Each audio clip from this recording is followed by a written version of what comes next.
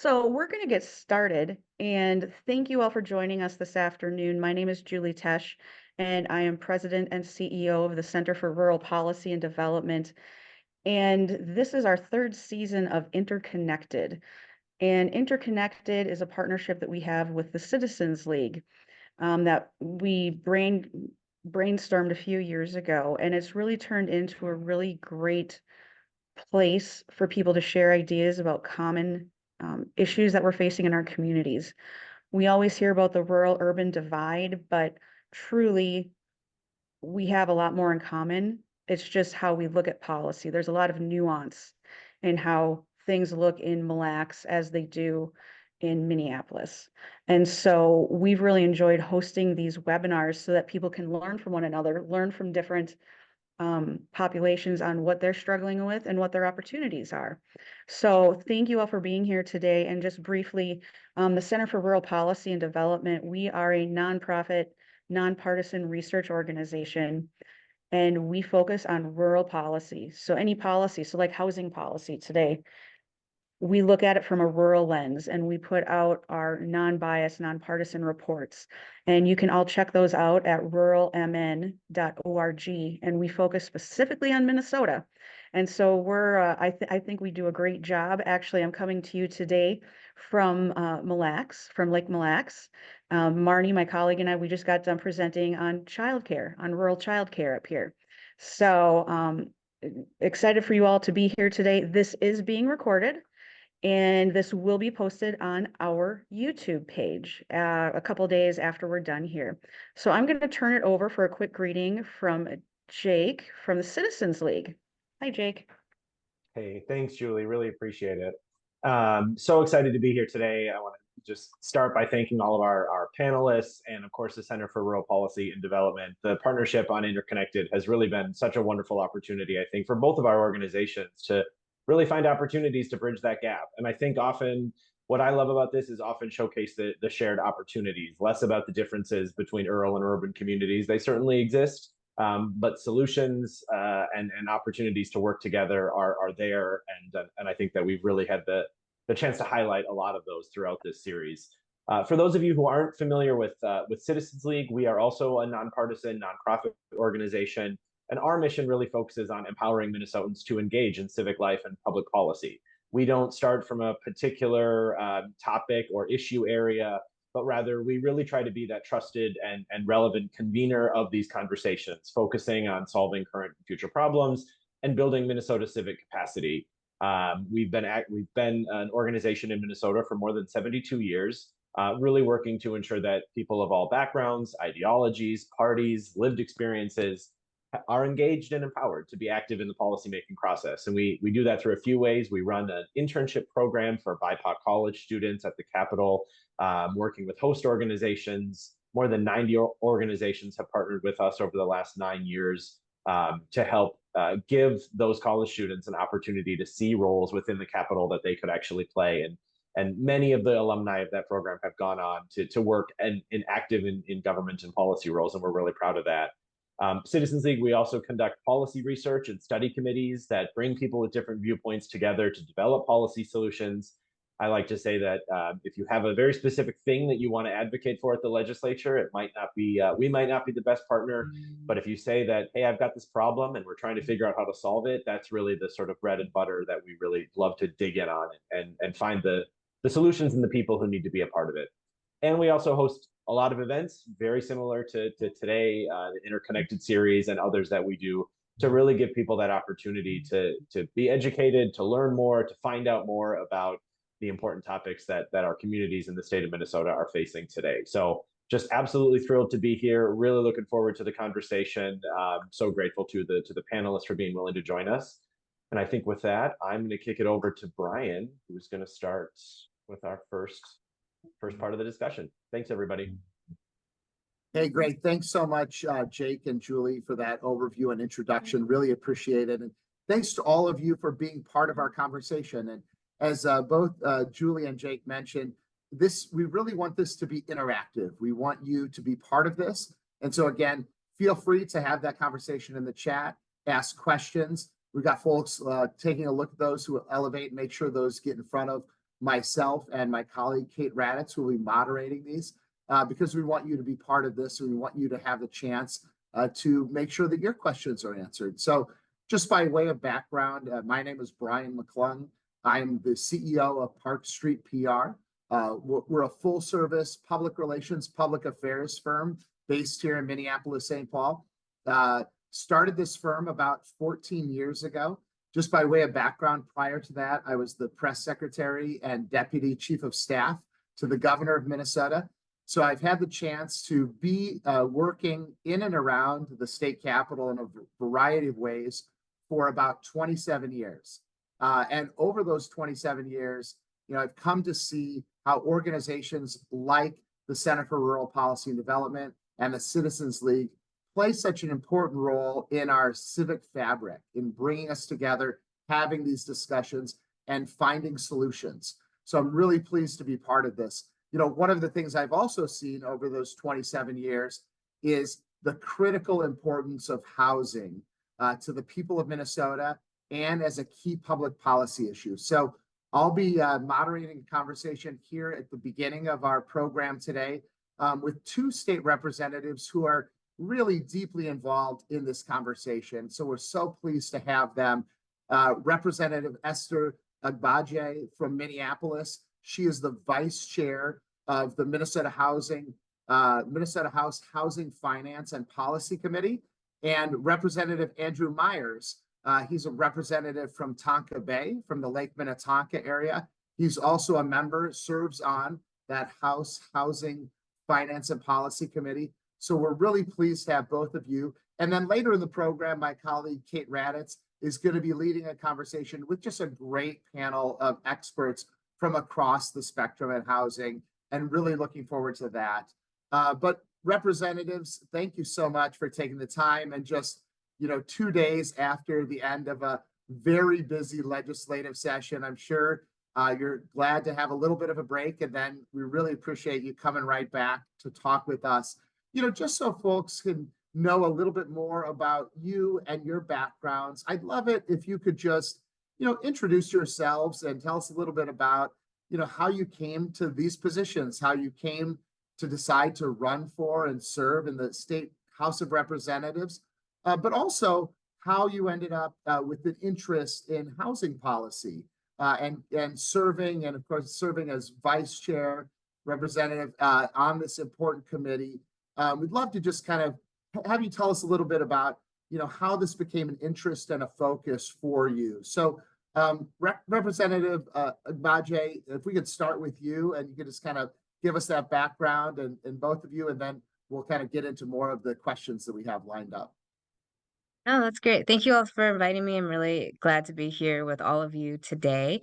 Yes, my name is Esther Agbaje. I represent House District 59B, which covers good chunks of Minneapolis, like downtown, North Side, and parts of the North Loop. And so I've been in this position now for 2 terms, so just wrapped up my 4th year, and really kind of came to public service through a lot of the work I've been doing in the past as a government official with the State Department, working on international affairs, and then after I became an attorney, trying to work primarily on plaintiff side cases with the firm I was at in Minnesota, as well as continuing to volunteer with the Volunteer Lawyers Network in their housing group. And so housing has sort of been really important to me as I've thought about the policy implications and the policy changes I want to make. I really see housing as foundational, not only just for families, but also for children and for anyone who's going through a rough time. We know home is supposed to be a refuge. So I was really interested in how do we make sure that, as an attorney, I can do housing cases and help like one person, one family at a time. But how can the government be useful in ensuring that we have macro level changes? That way, more families at once are being helped. And so when I ran for office, I definitely put down that I was very interested in the housing committee. I've been lucky enough to serve on it for both of my terms, and really excited that this term we were able to push forward with a number of new policy changes, particularly in the tenant rights space, as well as ensuring that there was more funding for home ownership, particularly for Minnesotans who typically aren't in the home ownership market. So that's kind of how I came to it, and that's why housing has been really important to me. So thank you. Excellent. Thanks so much. And Representative Meyer. So Andrew Myers, I live in Tonka Bay, represent 45A, so it's roughly 11 cities around Lake Minnetonka. For me, I've got some little bit of rural areas in Minnetrista and St. Bonnie, and then I border up to Minnetonka. So I kind of have a diverse kind of perspective from the communities that I represent. My prior work in public service was I was a city council member. I was a planning chair. I was a parks chair. It was something to just get involved in the community to help participate and learn a little bit more. This was never on my radar. Somebody called me and said, "Hey, you've done a good job representing your community. Would you like to, do this at a higher level?" And as an attorney also, I didn't really know too much about what the role was, so I had to ask around, and that kind of led me to the path to run for office to see if I can, make an impact, not only in my backyard, but the state, and when it comes to housing, like Chair Agbaje says, it impacts so many people, not only for where you live, but, the transportation aspect of it, the community aspect of it. There's pride in no matter what type of, housing you have, if you're a renter, to an owner. And so, biggest thing I'm trying to do is, learn, be open-minded, but also show that humility because I am a new member. I'm not, I don't have the experience that Esther has, and she's been really good to work with. And I'm lucky to be able to work with her. Excellent. Thank you both so much. Really appreciate it. I think that helps people kind of understand your approach and how you're coming to these. I want to start off with a very broad question. And of course, this interconnected series, really part of the goal, or big part of the goal, is to bridge the kind of the perception of a divide between rural Minnesota and urban or metro Minnesota. And I think that sometimes gets overblown in the media and in conversations. But I wanted to ask you kind of broadly, as you think about your role in legislature, both representing your district and your constituents, but also serving the whole state and serving the needs of all of Minnesota, what can the legislature do to ensure that there is that balance between housing needs in the Twin Cities metro area and housing needs in rural parts of the state and greater Minnesota? And are there specific parts, as you think about that, are there things that we can do that reflect and recognize and help, bridge any gaps between needs in rural and urban Minnesota? And Representative Agbaje, we'll start with you on that one. Yeah, no, that's a great question. I think you are completely right. It is a perception of divide. I mean, what we saw through our committee is people were coming to the committee from very rural areas in Minnesota as well as our urban core, and they all basically had the same issue. We need more housing. We need more affordable housing. And they wanted it for actually many of the same reasons, to attract businesses and workers to their communities in order to make sure that more neighborhoods and districts were able to thrive. So I think some of the things that we can look at are, how do we ensure that building costs can come down both in rural areas and in urban areas? How can we make sure that when we're talking about affordable housing, we're actually talking about truly affordable housing that, if the standard is really that you're only paying 30% of your income towards your housing, how do we make sure that that's true anywhere you are in Minnesota? I also think we need to look more creatively at ways that the state can be involved in being one of the investors in housing. I think in some ways we maybe rely a little too much on private investment to come in when really their goal is to make money, which is great. But if our goal as state representatives and public officials is to ensure that people have a safe place to live, I think we need to think more of, are there ways that the state can come in and kind of be that investor to support those dollars coming into a variety of communities to ensure that we have the housing that we need. Yeah, that's great. Thank you. And Representative Myers, you mentioned some parts of your district are a little more exurban and even rural in nature. So to give us your perspective on things we can do to bridge and kind of holistically look at those housing needs and addressing those housing issues, both greater Minnesota and in the metro area? Approach I've taken is really trying to listen to people. I always use this example. So Samakub Hussein is a representative from St. Paul, correct? Yep. We've had conversations about the type of housing that he's looking for in his community, and then I share with him the type of housing challenges we have, and they're very different. But what we want to try to do is support both of those options and opportunities. Because if we do that, then, I think what we get is policies that are sometimes not a one size fits all. And in the example I have, I've got some, fairly big farms left in Minnetrista that are developing and they're being sold. And not everybody needs, we have people around Lake Minnetonka that have 4,000 or 5,000 square foot houses. But, if we're going to look at trying to provide opportunities for people, we need to be exploring houses on slab, manufactured homes that maybe only have a 1-car garage. There's some of those opportunities that we need to look at, but we need to make sure that, it's hard sometimes. 11 mayors trying to make sure I'm talking to all of them to see if I can fulfill their needs. I can't fulfill every single one of their needs, but I can find some commonalities.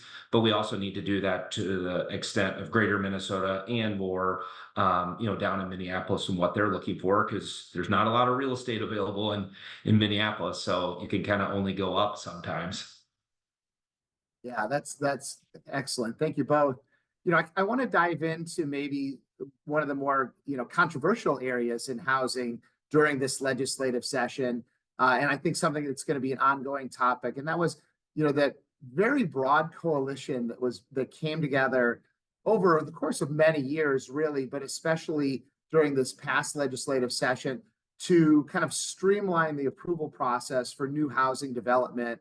And ultimately, it was largely kind of the group of local governments that pushed back on that. And I think ultimately kind of stopped the momentum that you saw from this broad group that had, chambers of commerce and unions and other, progressive groups and more maybe traditionally, kind of right-leaning groups. So it was really a big group that had come together, but wasn't able to advance the legislation that they were aiming for. And Representative Myers, you mentioned that you had served on your local city council, so I think you'll have an interesting perspective.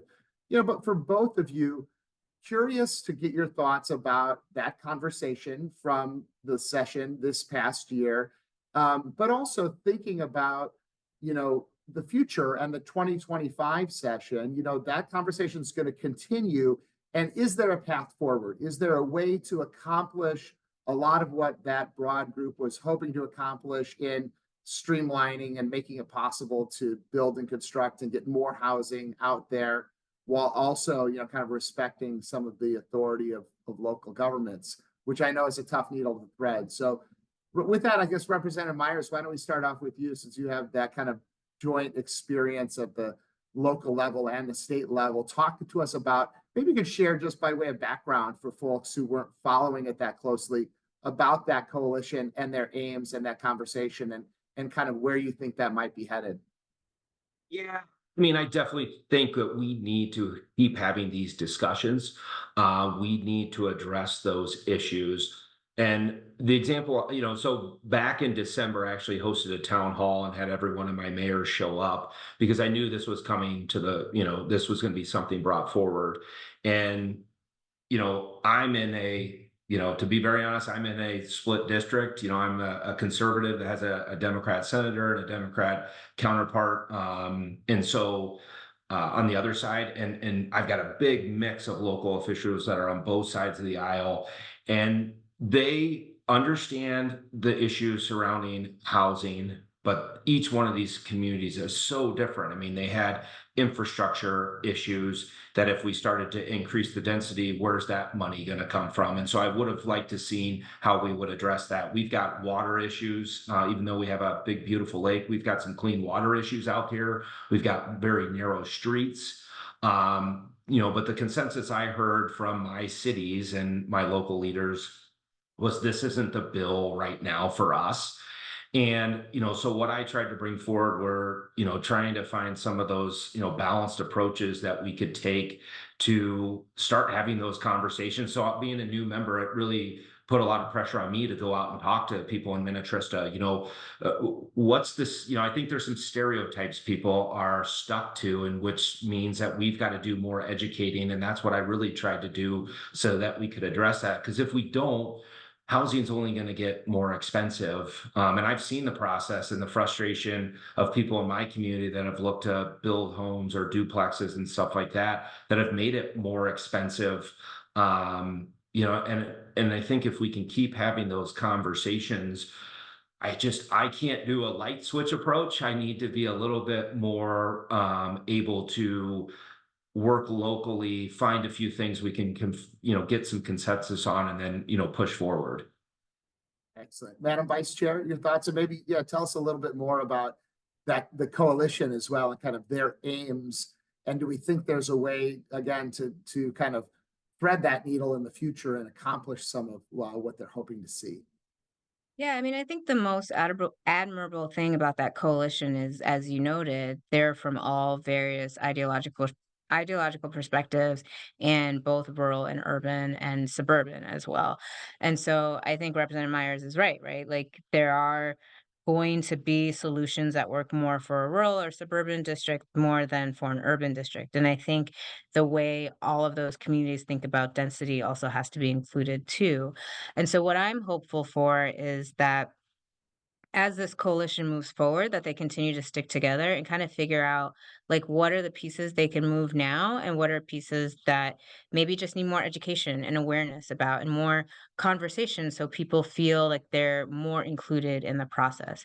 I think at the end of the day, part of the reason why this approach was taken is because we know the history of housing zoning in Minnesota and in the country. And I think this was an effort to ensure that, we overcome those issues, as well as providing more affordable housing for folks, and more density for folks who, especially for those places that want it, and especially for those places where we know that, transportation wise, like, a lot of workers who come into the metro area are living outside of the metro area. So how can we make sure that that movement still continues to happen in a way that makes sense for them to keep those jobs, or if there's a way for them to move closer to their jobs. So I think all of those pieces are in the mix, and I'm hopeful that that coalition will continue to have these conversations in the summer and fall and early winter before the next legislature comes into session. And so hopefully we can figure out what are the pieces that will get even broader consensus around to begin to implement. That's great. Let's dive into affordability and supply more directly. Obviously in Minnesota, and I think the Center for Rural Policy did some research on this a few years back, especially around what they refer to as workforce housing. But really that's everybody, many people work, and so many of those people need homes. But there is a identified deficit in the number of housing units that we have. And at the same time, we have pretty high construction costs. So we've seen inflation has particularly played a role in that, not to mention the pressures then on interest rates, and that makes it more difficult to buy a home, that part of it.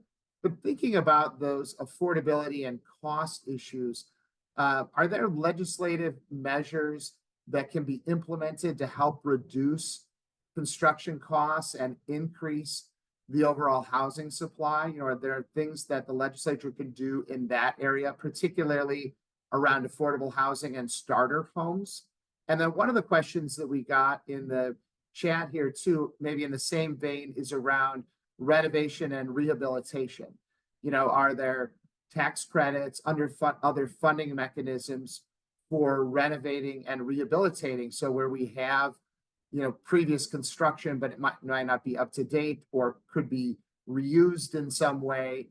Is that something that we could do? So Representative Agbaje, why don't I start with you on those kind of policy questions on, what in terms of those affordability gaps, what are some of the ideas that you'd like to see move forward?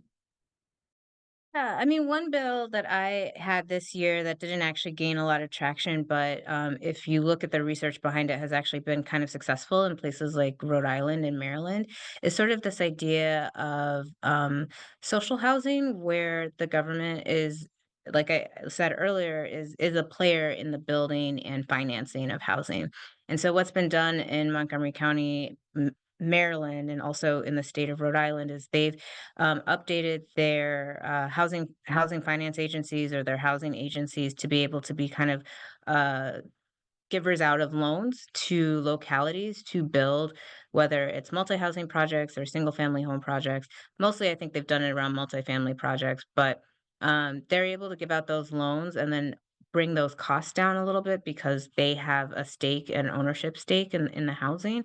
And so what they've seen is they've created revolving loans with that, and then the equity that's produced through that goes back into the loan fund and then can go back out to create a new project. So I think, I mean, that's something that me and a couple of other advocates have looked at to see, is that something that we can emulate in Minnesota.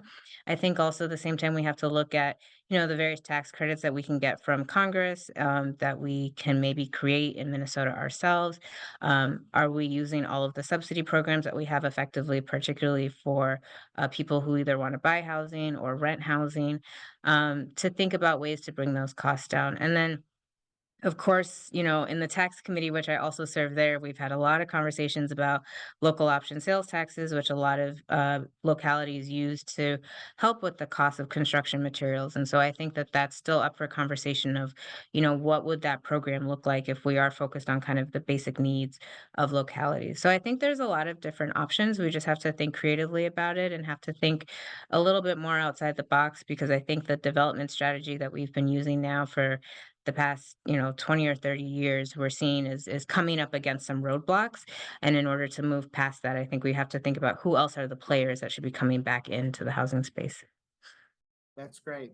Representative Myers, same type of question, any other policy ideas or measures that you think could help move the needle, especially in this affordability space? And as we look at starter homes, and I know, Housing First Minnesota and other groups have been, had come to the table with some ideas around that, but curious to get your thoughts on where we might be able to head. I mean, talking about bringing the players into it, I mean, housing, like anything, I mean, for myself, again, for a lot of people, if you're talking about home ownership or some of that stuff, I mean, it is an investment. And I mean, I'd like to see the opportunity for more public-private partnerships. What I don't want to do is, cut off a line of investment, or, cash that could come in and really fill a need that we see right now. A couple bills that I drafted,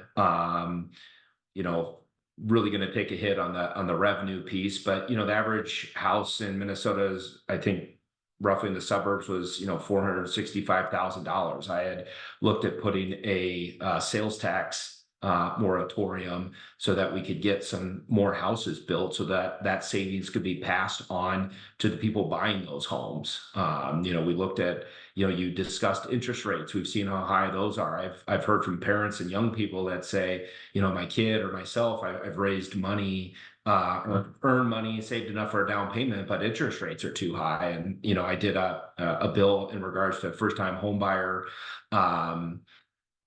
credit, which would actually buy down interest rates up to 1%. Because it's not going to hopefully last a long time. It had a sunset clause in it, but it was something there to help those people that maybe have the funds, but just because interest rates are killing them right now, that it may alleviate a little bit. The other piece is looking at some of these other states and what their building codes are. I mean, is there a way for us to reduce some of these building codes that we don't need? I understand the climate that we're in, but if we can take a hard look, and again, having some humility, I don't build houses, but that would mean we need to start researching, talking to builders. What do we need? What don't we need? I mean, I think there's some options and opportunities for that, but it takes us all to come up with those and explore them. Not every idea is a good one, but if we can at least, have the conversation and get the input, I think we can come up with some, better ideas. And I want to ask you both about, there's a question that we got in the Q&A section here about disappointment in not passing a bonding bill this year. And not all of the bonding bill directly relates to housing, but of course, part of that too is related to investments in infrastructure that support housing and wastewater treatment and roads and the like that are needed in communities to help support building housing. And of course, we've had pretty substantial bonding bills each of the last 2 years. One didn't come together here in 2024, which, I think was a disappointment.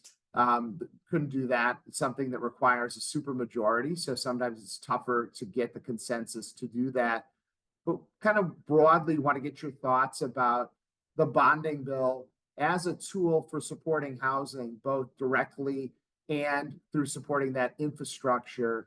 And your thoughts about not getting a bonding bill this year and if that sets us back temporarily. So Representative Myers, why don't we start off with you first on this one?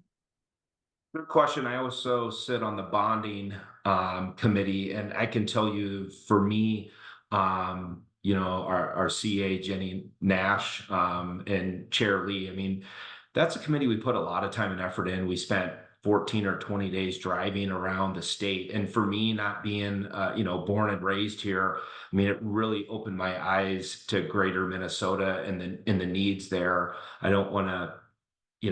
Sometimes I feel like I'm complaining about some of our needs when I go to greater Minnesota. I'm like, oh my gosh, some of these hospitals and just, the money that's needed out there. So, I think there's tools there that we can use for investing in housing, the jobs that come with that. I was, being a new member, I was very hopeful that we were going to be able to get something. I know, again, go back to my 11 cities, I think I've got $80 million worth of requests, and a lot of those are, water related, clean water, road infrastructure. I may have a city or two that wants a pickleball court, but that's in my eyes not where some of that money should be going. Again, I was really hopeful. I know the governor said that there wasn't going to be a special session to discuss it, but it just means that, we're going to have to buckle up more next session and really look how we're spending those dollars and making sure they are an investment. Vice Chair? Yeah, I mean, I agree. It was really unfortunate that we weren't able to get a bonding bill this, in the 24 part of this biennium. But, we did have one in 23, which had a number of projects that went to the various infrastructure, from wastewater to, cleaning lead pipes. And also we did direct investments into public housing last year too. So I think that's one use of the bonding bill that I'm also really interested in, to continue to support the capital needs of public housing. It's one of the areas that I do think we need to continue to invest in as a state, since we know that the federal government continues to pull back from that space, and public housing is really a great support mechanism for people across the state. I mean, we have public housing authorities throughout all of Minnesota. And as someone who sat on the bonding committee in my first term, I fully appreciate what Representative Myers has to say. I mean, you just see so much of the need across the state, and you really understand that, that is probably where we'll get the most uh, benefit from the spending of our dollars, by ensuring that people have jobs to put these infrastructure programs in, but also that this infrastructure really supports like our whole entire system of, bridges, roads, trains, housing, water, all of that. And so, I'm hopeful that next year, with whatever the makeup of the legislature is, we'll, focus our efforts and try to get a bonding bill maybe in the budget cycle. But it is really important, and I think it's really important as a direct investment in our support for public housing. Excellent. Well, I think I'll wrap up with one more question for you all, and then we'll hand it over to our expert housing panel, Kate Ranitz, to keep the conversation going. But maybe this gives us a chance to talk broadly. I saw that in that omnibus bill, there was $400,000 allocated for a task force on long-term sustainability of affordable housing. So want to use that jumping off point to get your thoughts about, what you would, if you are, speaking as to that task force as they are brought together and giving them some ideas, what are some innovative approaches or models that you think that task force should explore? And again, how would you coach that task force on making sure that they are thinking about the needs both in rural Minnesota and in the metro area? And Madam Vice Chair, we'll start this one off with you. Yeah, sure. Thank you. I mean, I think that task force will have a really big job in front of them. But yeah, I mean, again, as I mentioned, I think that social housing aspect, how do we get government investment back into housing again? I think also looking at public housing, which we know is really useful for people, particularly low income people across the state. And then finally, just looking at ways that our construction costs can start to come down so we can build more housing in the places that want it, or also looking at what renovating some of the empty spaces look like. I know that was people have been talking about that in the chat, and as someone who represents Minneapolis, that is, that's a major consideration that we're facing right now is how to repurpose a lot of the real estate that we currently have. And so I think all of those options are on the table: building new housing, preserving new housing, changing former offices into housing. I think it's all there. And so I would hope that this task force kind of figures out um, what each of those lanes means and maybe ways to kind of bring that type of stuff together. Perfect. Thank you. Representative Myers?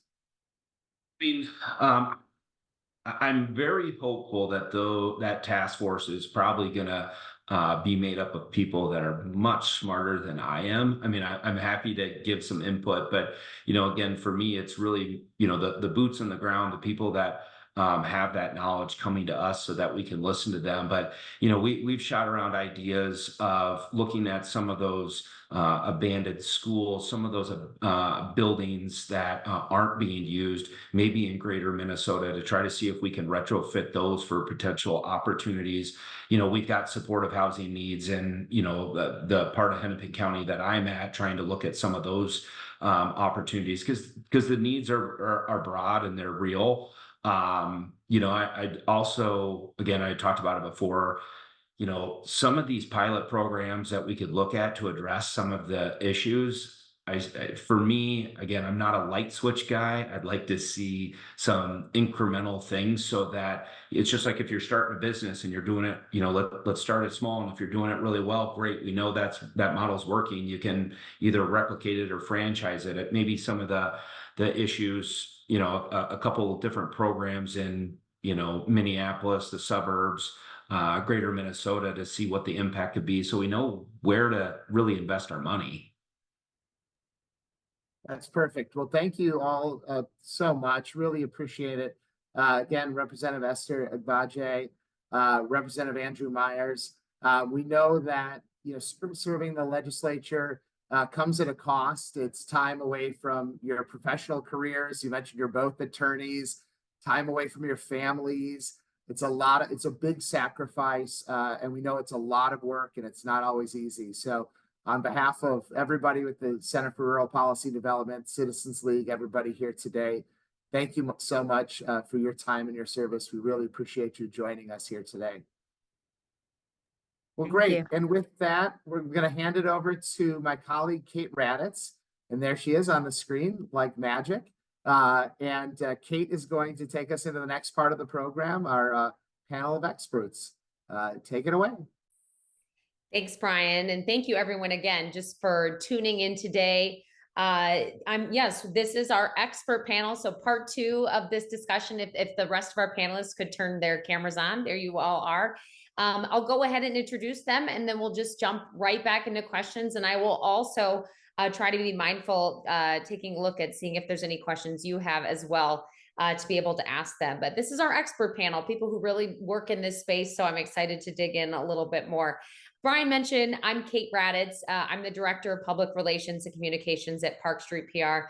Have been having the pleasure to do a lot of these interconnected discussions, and really glad that we can do this one on housing today.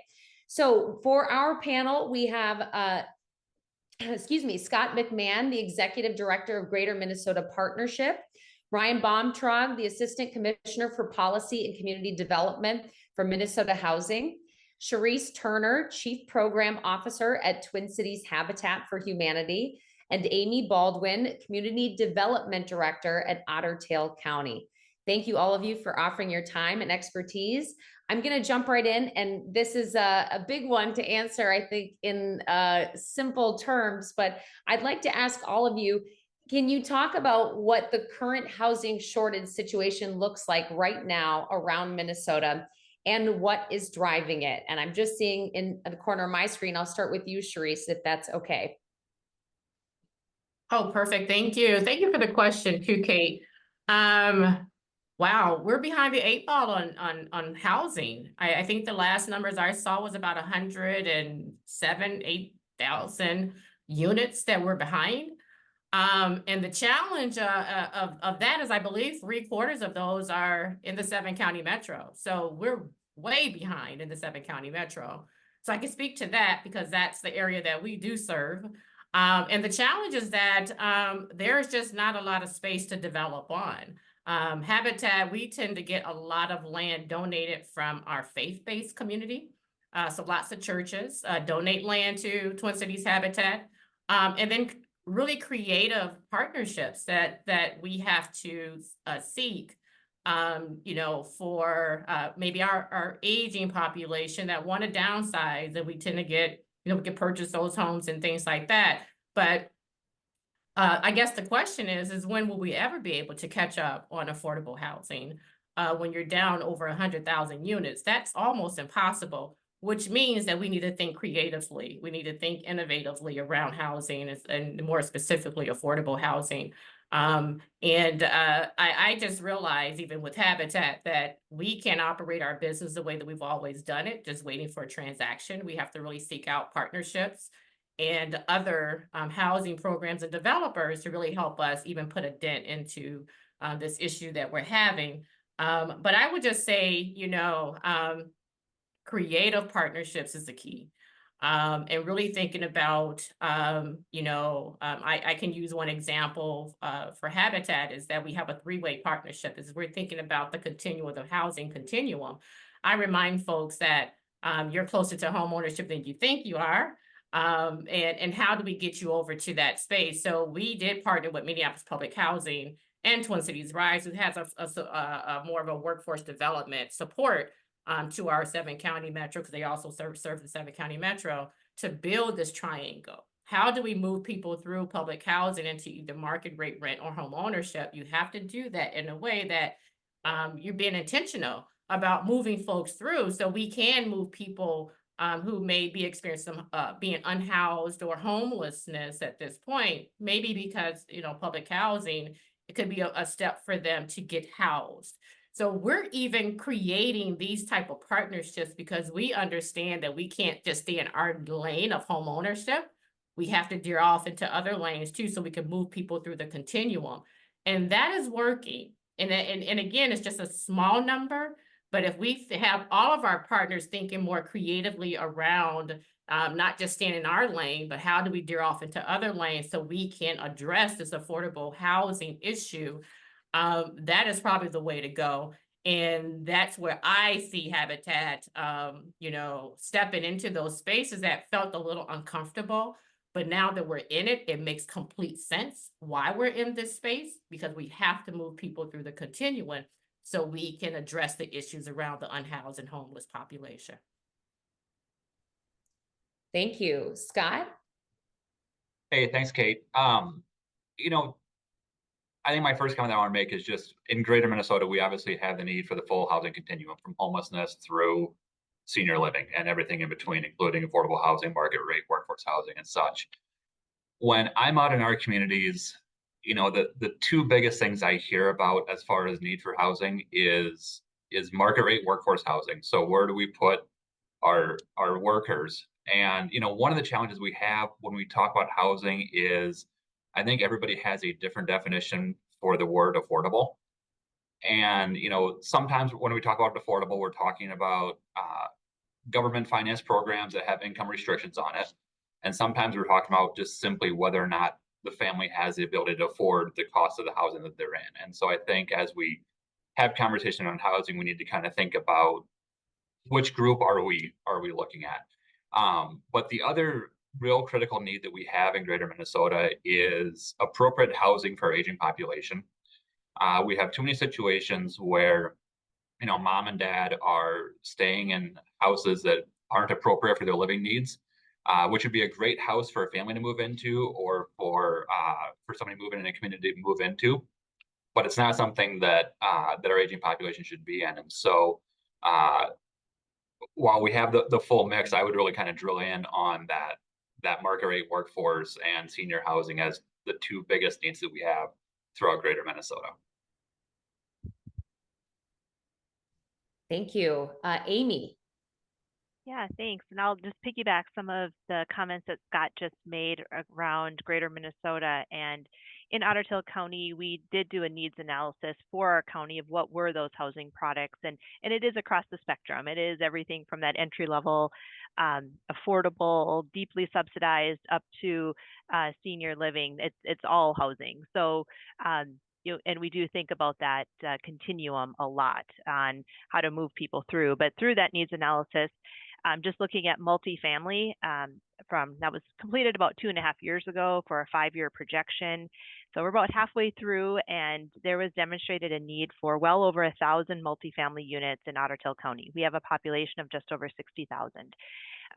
So thinking about what that need was hard to see, and think about how were we going to get our heads around that and address it.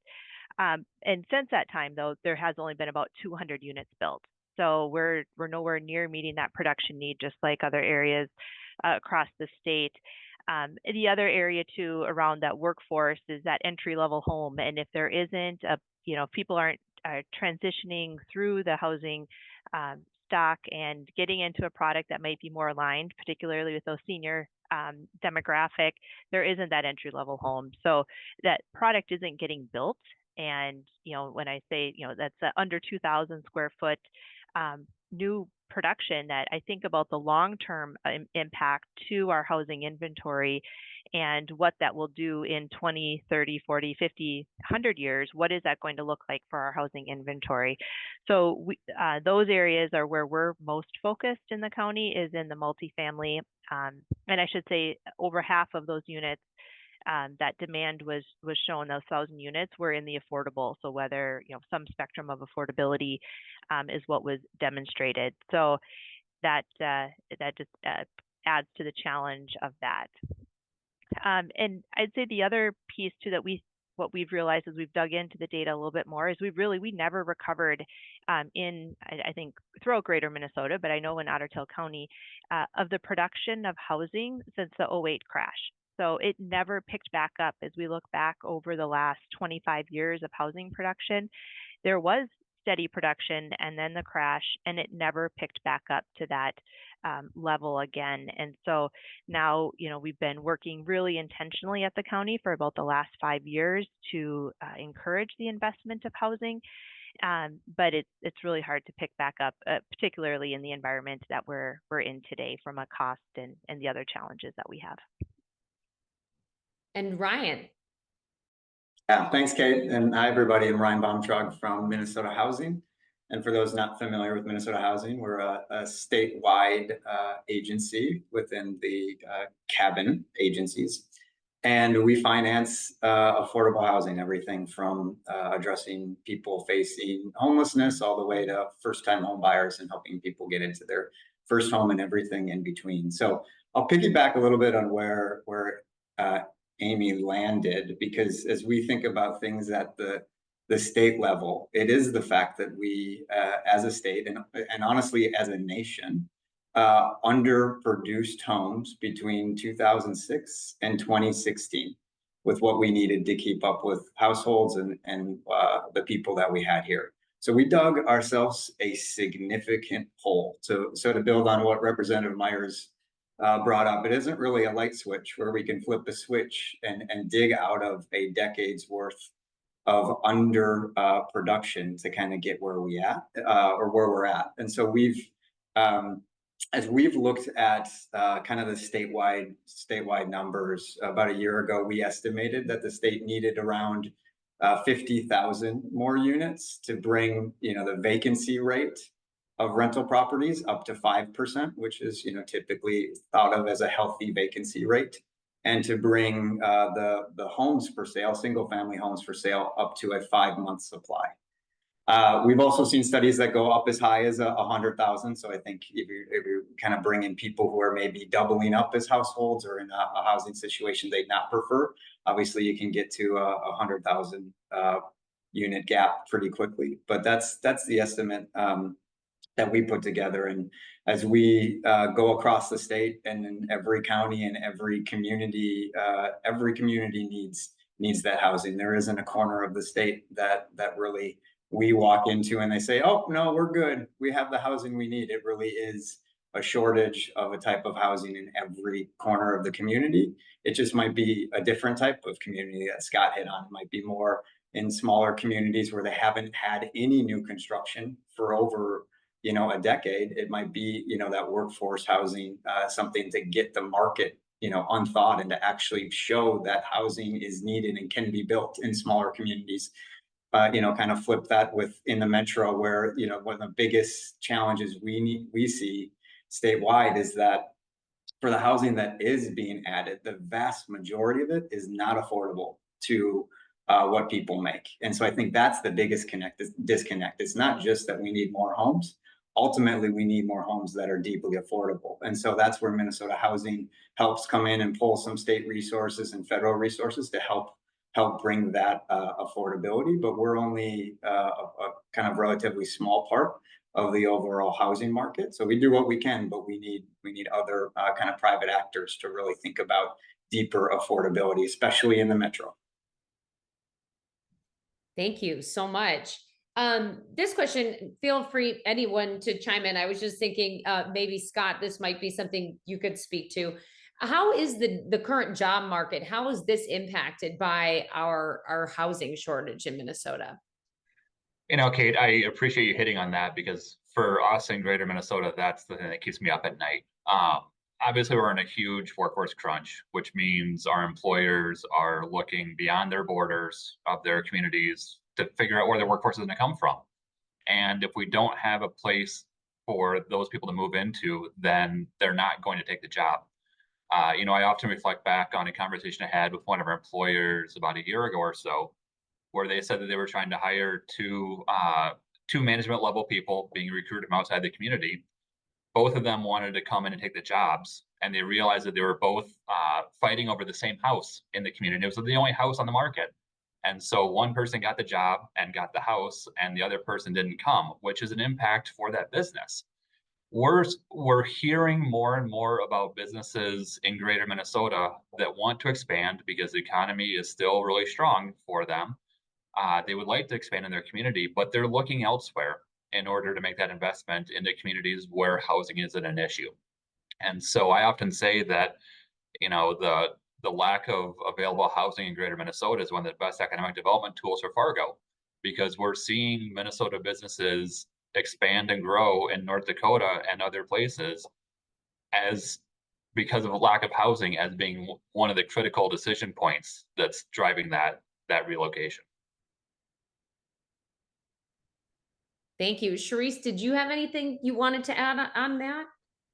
No, just similar to, to Scott, of course, being here in the 7-county metro and spent about 10 years in workforce development, there's definitely some misalignment, with pay equity and things like that.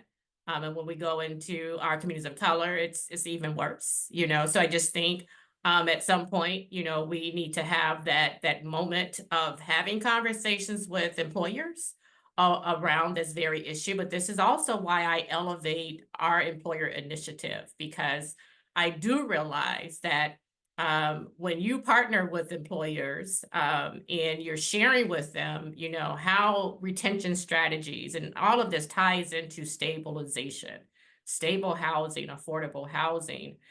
So it's just a different way of how I've been engaging employers, is talking that same language with them. Instead of me talking about or leading with AMI, I lead with income.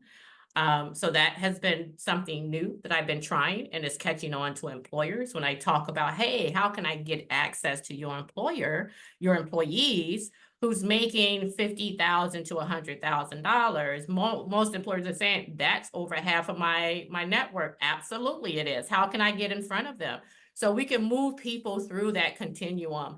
And again, it's just specifically trying to target individuals who are either considering home ownership, or we're trying to move them through the continuum. So you can have folks that access home ownership and others who can move through the continuum. So I'm just trying to step outside of my lane and create a way for us to stabilize our 7-county metro. But unfortunately, incomes are just not keeping up at the same pace of our housing. It's just not, and it hasn't. And I've been here almost over 25 years.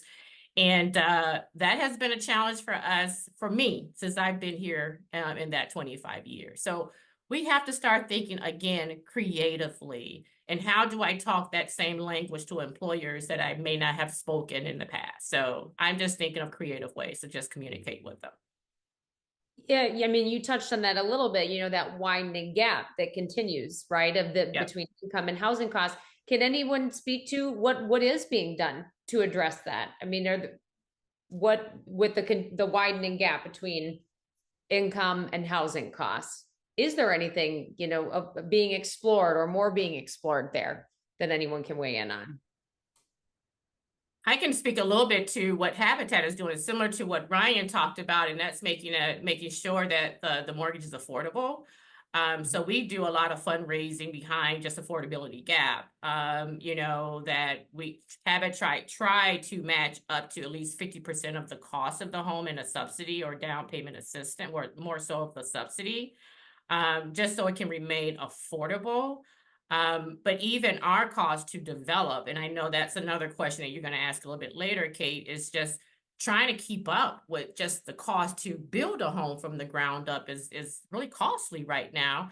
And Habitat is creating other ways, like the open market program. We've developed that about 6 years ago, where now folks are able to, instead of working with Habitat to build a home from the ground up, you can work with your real estate agent to just purchase a home in the market and just access our product if that's what, if that's the direction you want to go. And then you get access to subsidies that keeps the home affordable.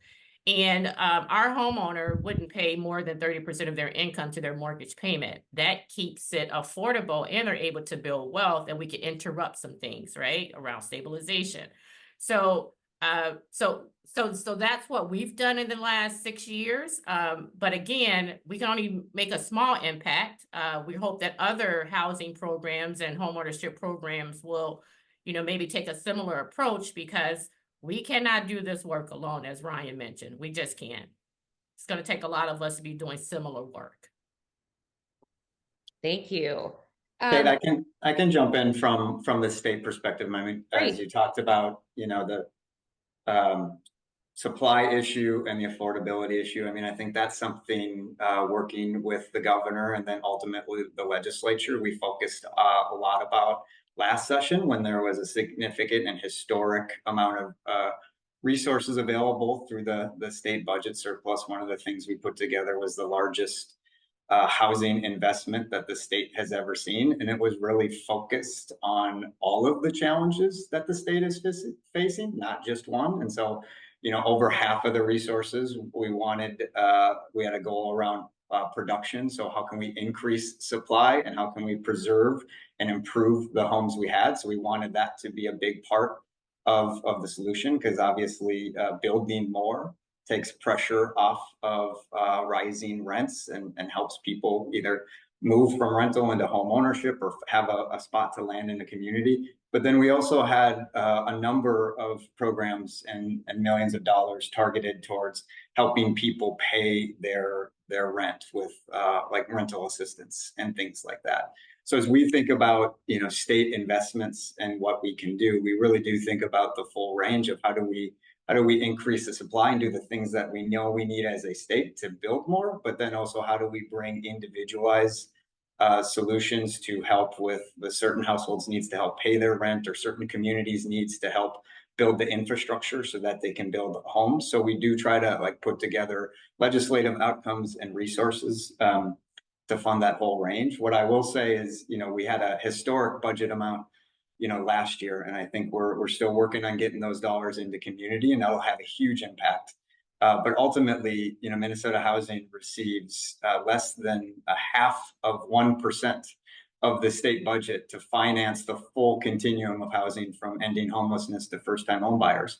And so ultimately, there is just a broader conversation of needing more ongoing sustained investment, both at the state level, which is kind of the focus of today. But honestly, once Congress wakes up to realize that they need to do more in housing, I think that's when we'll see even the largest investments to do the work across the state.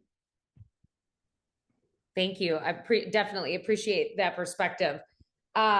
This question is probably best for, well, anyone can answer, but probably best for Amy or Scott, but anyone feel free to weigh in. Why is the ability to fix up existing homes in rural Minnesota important, and why is that not always an easy solution?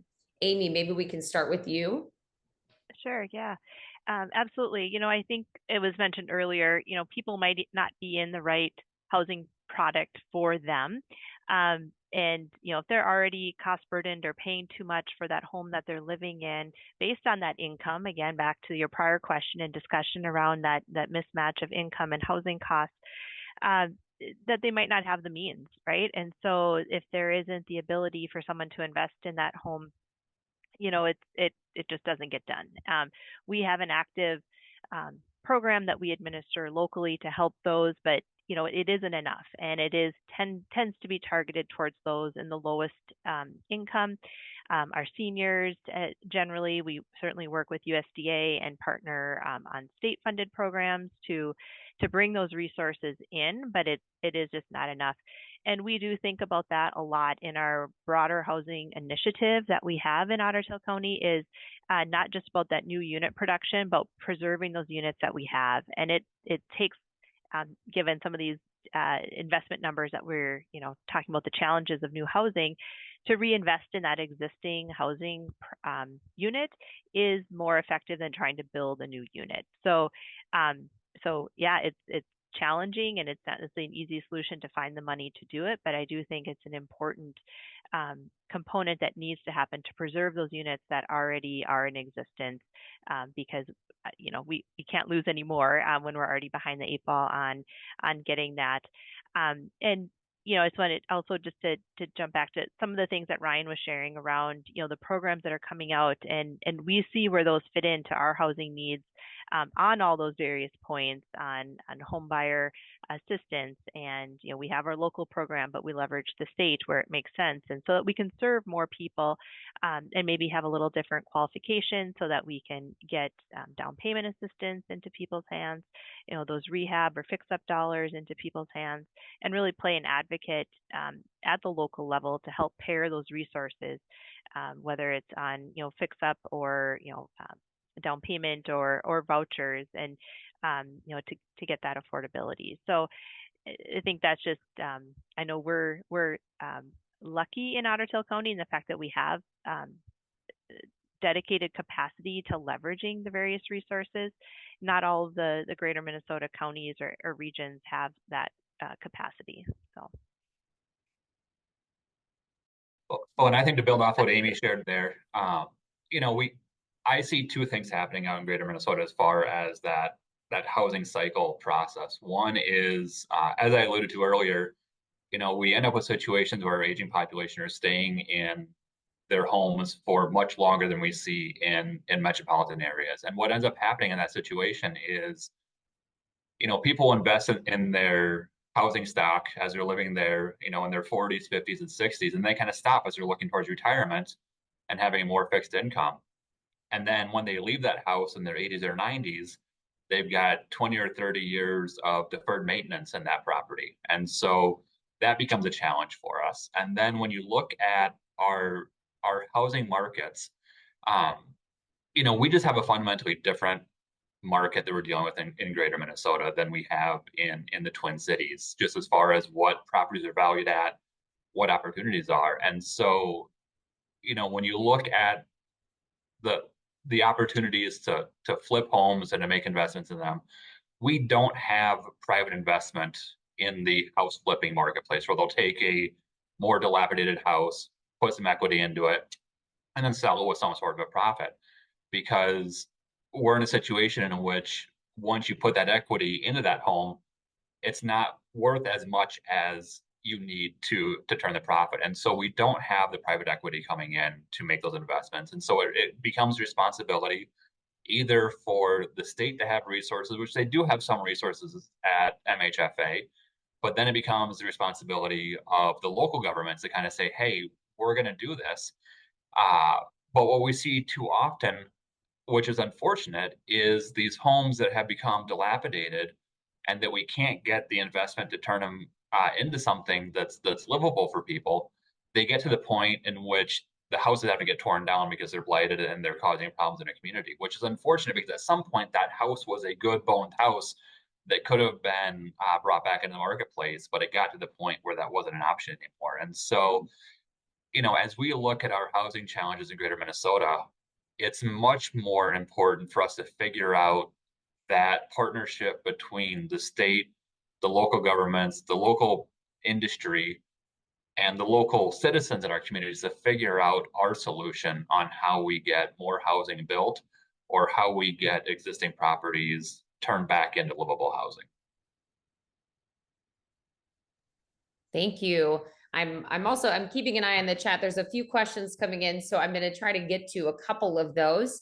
I'll just grab this one right here. What is preventing the building of smaller housing units? Do households expect more house than they need or can afford? I think someone's answering in the chat, but I'll keep going. Are builders discouraged from building less expensive or profitable modular homes? If anyone can speak to that. I can. So in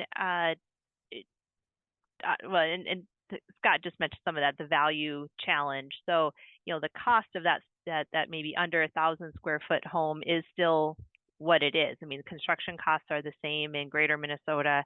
Land costs might be less, but the construction, you know, materials, labor is really quite on par with the rest of the state that we've seen, particularly in our area where we're, you know, close to the Fargo-Moorhead market. And but that home, you know, even if it is smaller and, you know, maybe the 800-900 square foot home isn't going to value for what that cost is. So if I need to get a mortgage for that home, I'm already going to be upside down if I could. Either I'm bringing a whole bunch of equity into the deal, or I'm not able to get a financing for it. So there's just this value gap is what what it's referred to as, that exists. And, you know, we've looked at it. We're trying, you know, modular, I think was mentioned.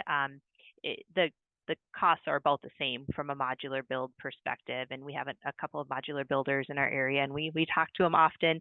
There are advantages for time and process that we're working with. Ottertail County as government being involved in you know, housing solutions. We are building affordable senior rental, and we're using a modular product. Part of that is the timing and just speed, and the pricing came in, you know, better than an on-site stick built. But in other cases it hasn't. So, you know, I think we have to look at all those solutions. They're all out there, but in that particular one, there's just, again, that value gap that unless people are willing, you know, either make it up through there is a program at the state that we've been leveraging for Minnesota Housing for that value gap. But that's the challenge in a nutshell, I think. Thank you. Another question in the chat. From the last time housing costs were astronomical, did we face the same issues? And how long did it take the market to recover? Appreciate all the funding from the legislature. There is still a huge issue with the cost of the construction. What can be done to directly lower the construction costs, directly benefiting the final costs and not necessarily benefiting the developer and contractors? If someone can weigh in on that. And I don't know if Ryan, if you're able to speak to that.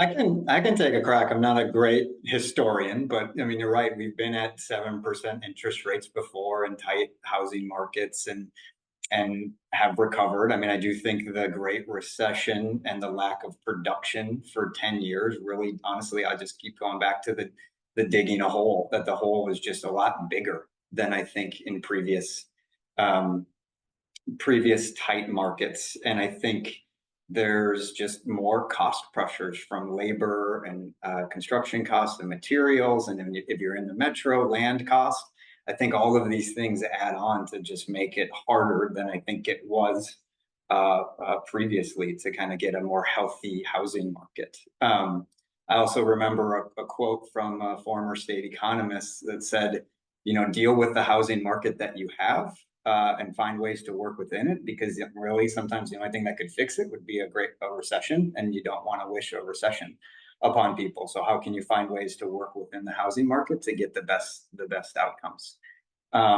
Forgetting the other part of the question. Oh, things around costs. I mean, certainly costs, that is a ongoing and big conversation at the legislature and within the agency. Obviously, costs have been increasing over time. It's something that we think about in terms of, are there things that we can require less of, or are there things that Minnesota Housing is adding into that increase costs? There's also, you know, state mandates on what needs to be included with publicly financed housing resources that can increase the cost. So that's certainly something that we evaluate and look at. We've increasingly are looking for more innovative designs and modular construction, and are doing some incentivizing around different types of build. So moving away from our traditional stick built wood framed type of housing to modular or other things that can reduce construction time and therefore costs. And so I think there are some more things coming from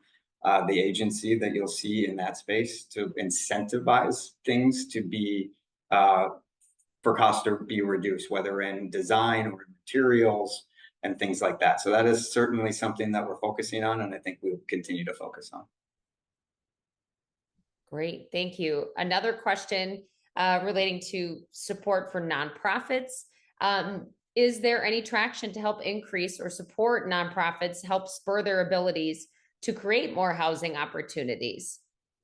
Shereese, I don't know if you know what's being explored to make sure there is more support there.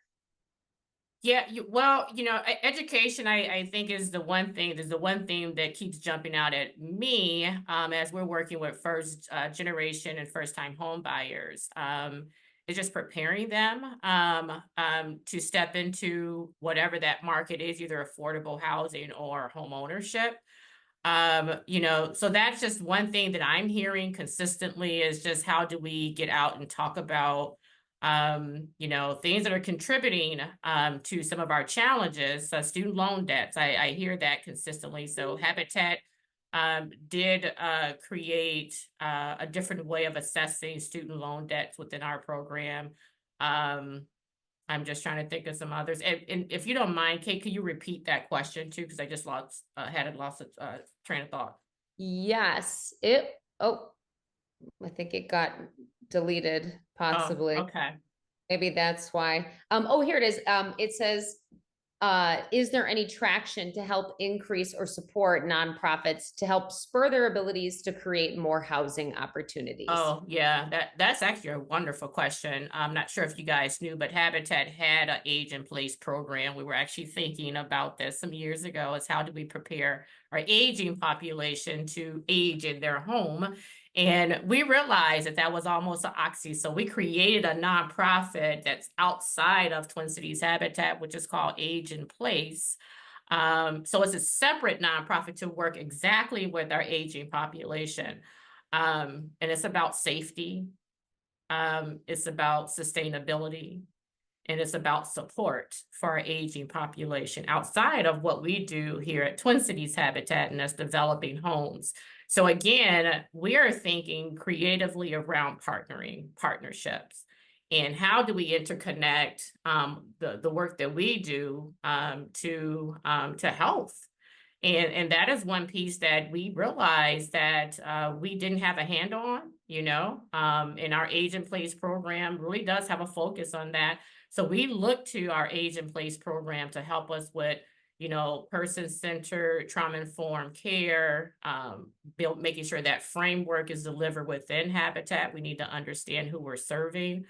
I think about, Twin Cities Rise, which is my former employer, and that partnership that's helping us prepare home buyers who have the desire to buy a home, but income is a barrier. So we do referrals that way. So I just think just reimagining our ecosystem of nonprofits to really start taking a different approach to our delivery. And how we do this and what's embedded into programming is really important. And this has been a shift for Habitat. We've never done any outreach. And just 2 years ago, we had to develop outreach and working more closely with other nonprofits that have a focus on outreach and engagement. So I just think just reimagining this whole nonprofit ecosystem, in our land of 10,000 lakes, but also 10,000 nonprofits too. Because there is an opportunity for us to really align and compare, what we do and how we do it and who we're doing it for in a way that I think could, free up some resources and abilities to do other things too, if we just kind of reimagine that ecosystem. I know that was a lot, but I've been thinking a lot about this and how we sit within that ecosystem too. There is an opportunity to keep expanding and improving that ecosystem, in my opinion. There were quite a few comments in the chat, not comments, not all questions, talking about regulations and how it's not just cost, but regulations either making it more challenging or regulations that could make it more expensive.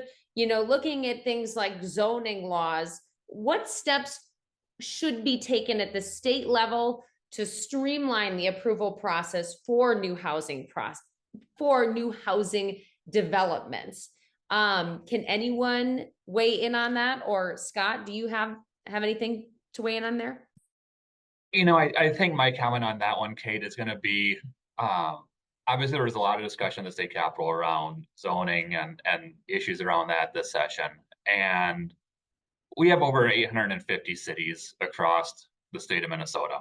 And I would suspect that what we're running into is an example of the 80-20 rule, where 80% or more of the cities are doing everything that they can to try and get more housing, and 20% are areas where we have some issues developing up. And so, it becomes a challenge in state policy making when you start writing state laws to deal with the behavior of the 20% at the expense of the 80%. And from the greater Minnesota standpoint, one of the things that has been hit on here is the reality of infrastructure as part of housing. Too often people think about housing as it's a house going on a plot of land, or it's an apartment building going on a plot of land. But there's a lot of other stuff that goes into the ecosystem to support that housing being developed. And in greater Minnesota, we're faced in a situation where we have sparsely populated communities with low tax bases. And so there aren't resources to deal with redundancies or inefficient investments in the infrastructure, whether it's wastewater, drinking water, utilities, or whatnot.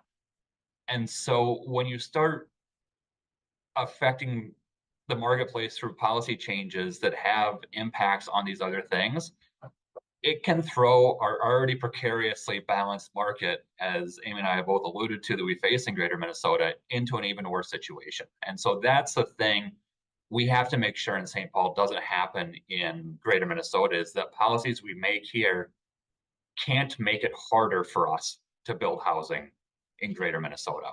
We're fine if it has a zero impact or ideally a positive impact, but we can't have situations in which state policies actually make it harder for us to do things. And, we do see things happen in St. Paul that are going to make it hard.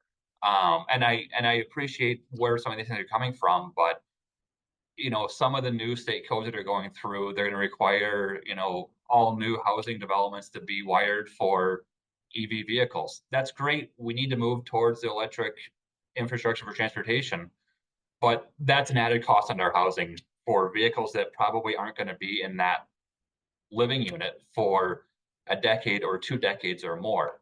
And so, these are all the things we need to be watching out for. Is there a need for a zoning conversation and for things to happen on zoning? Absolutely.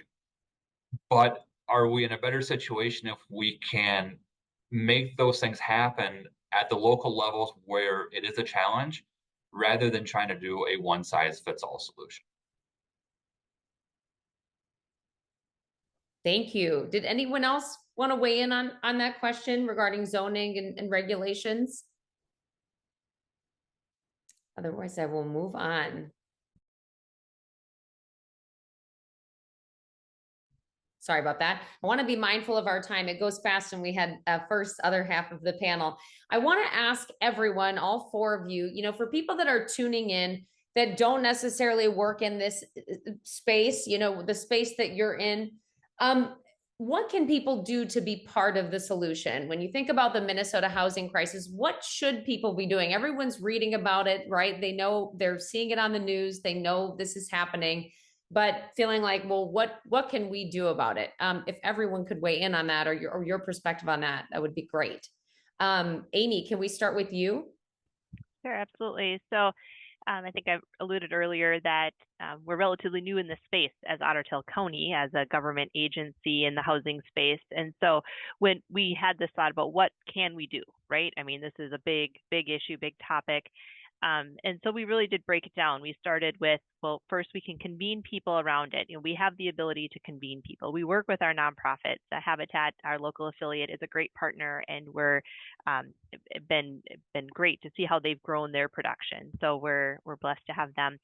And what being aware of the resources. So there are a lot and more coming out, from the state of Minnesota, talking to our legislators, making sure that they understand the issue and bring it into real scenarios. Talk about the employer who lost an employee because they couldn't find housing. I mean, put names, give it a face, right? And really give some personal connection to it. In talking to our both state and federal representatives and senators in what is the challenge, but then also bring the solution, and not just that this is an issue and we can't get around it, so let's just not do nothing, throw our hands up and give up. And because of course that's not the answer.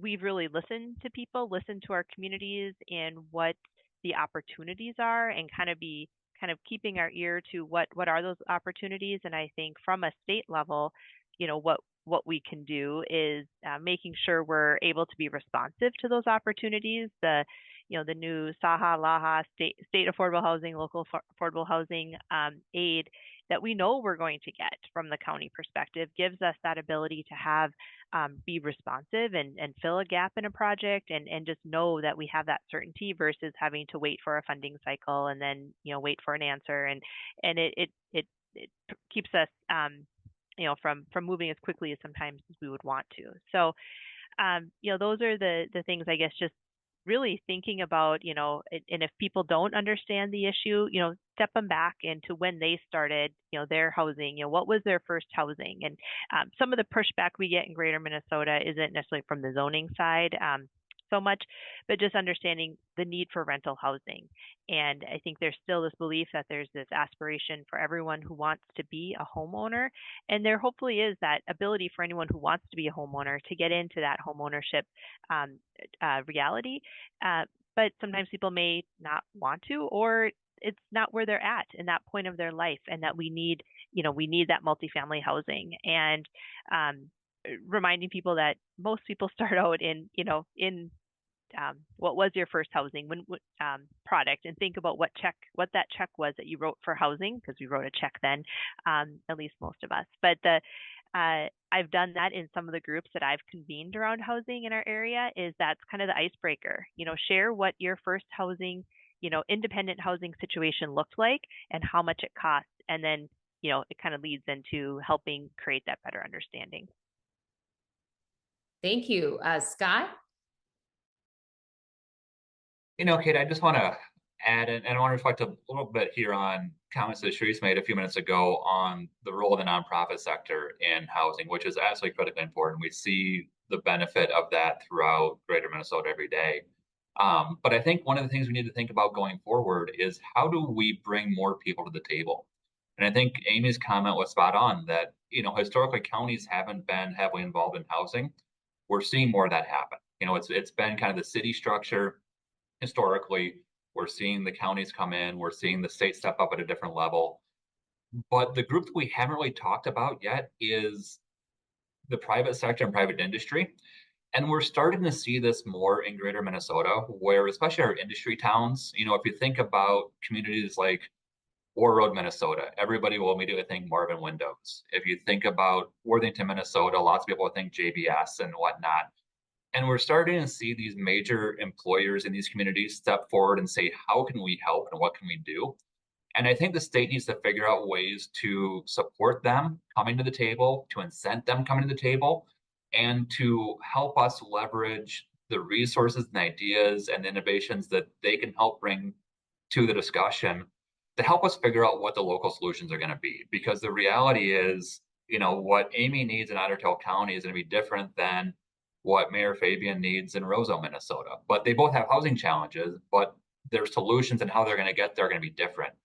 And we need, I believe, we need to set state policies in ways that incent and encourage and support those local things coming forward, and inspire people to be as creative as possible moving forward. Thank you. Ryan? Be brief, just to hit on a few things. If you are familiar with housing and you know what's going on in a community, make sure your local elected officials hear from you and lift up what's working. I really like that, to lift up what's working and that we need more of it. State elected officials have so much coming in front of their plates on a day-to-day basis and a lot of different priorities. One example I'll give is that the total requests from state agencies and local units of government for the bonding bill this year was $7 billion. And so as we think about the issue of housing, just all of these other needs around infrastructure needs are continuing to grow as well. And so if you care deeply about housing, make sure your elected officials know, make it personal, and make sure to lift up what's working. And then also where you can, show up. Meaning as I read all the articles across the state, there's a lot of projects that don't move forward because of neighbors not wanting change and not wanting to have more and different types of housing in their communities. So if you care about it, show up to those council meetings. Thank you. And Shereese? I couldn't agree more with the other panelists here. They were all spot on. I completely understand the need for us to elevate stories, to honor the stories across our cities. But I would echo exactly what Ryan said, is that we need affordable housing in every city, not just selected cities. And I think I'm committed to just having more of these conversations across the other cities that can benefit from affordable housing, and just elevating and highlighting those stories that we want to tell from the community. Because if we listen, we would know exactly what needs to be done if we just listen to the community. So I would just echo everything what everybody else has said, but absolutely just elevating the stories and the need for affordable housing in all the cities. Thank you so much. And with that, we are right at time. Thanks to our panelists, Center for Rural Policy and Development, Citizens League, all of the people that tuned in for this. There's so many comments, clearly a lot of interest in this topic. So if this did interest you, please do keep an eye out for the video that will go up on the Center for Rural Policy and Development's YouTube page. And keep an eye out for more of these interconnected discussions. This is such a great series that we get to do. So please do, if you're not already following Citizens League and CRPD on social media, please do that as well. But yes, thank you again to our panelists, and everyone else. Have a great rest of your day. Bye-bye.